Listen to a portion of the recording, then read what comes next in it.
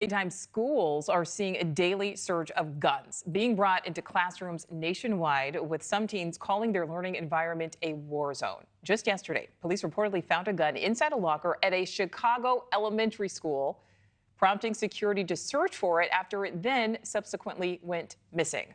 A new exclusive report by the Washington Post peels back the layers on the number of guns being seized and reported in schools, investigating what's truly going on behind the scenes in many of our schools. Last year, more than 1,100 guns were brought to K through 12 campuses, but seized before any of those guns were fired. Nationwide, 1 million students attended a school where at least one gun was found and reported by the media. Police were able to find these guns hiding in book bags, lockers, trash cans, bathrooms, cars, pockets, purses. So joining us now is one of the reporters who helped break this story. Let's bring in Robert Klemko. Robert, thank you so much for your time. You certainly helped research, write this article. What stands out most to you? Because there are so many shocking aspects of this. I think the part that we didn't really anticipate was how often schools try to cover this sort of thing up. They'll find a gun on campus in possession of a student, or in many cases an adult who wasn't authorized to bring it.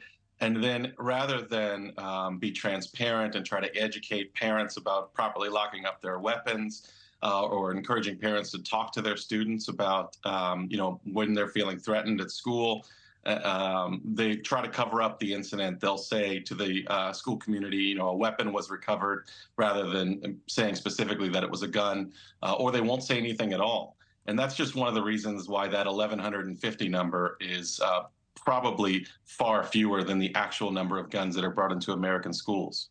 All right, so Robert, at the top of this, we talked about some of the places where these guns are being found, and they seem to honestly be found almost anywhere, everywhere within the schools. Do we know why these guns are ending up inside of schools?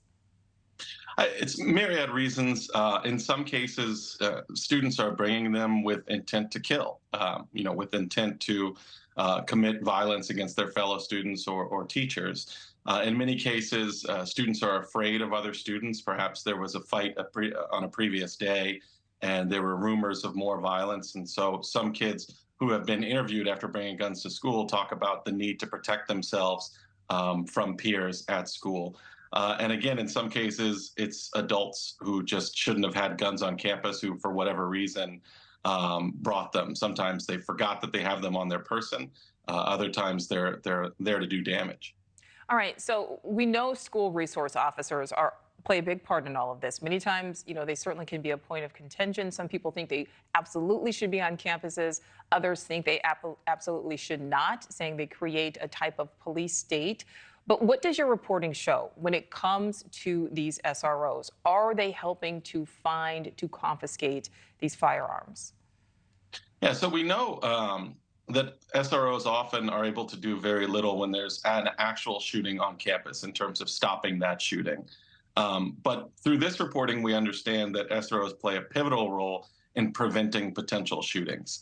Having that person on campus who has relationships with students, who has identified potential problem behaviors in students, and who also has the legal authority and the training to arrest students and seize weapons is critical in stopping, a number of mass shootings, a number of school shootings every year. We profiled an SRO in Utah who interrupted a class when there was a tip about a student with a gun, and grabbed that student and pulled the gun right out of his backpack. Wow. And that happens every day in the United States, where there's an anonymous tip and an SRO intervenes and is able to get that gun before a child is able to do harm with it. Absolutely.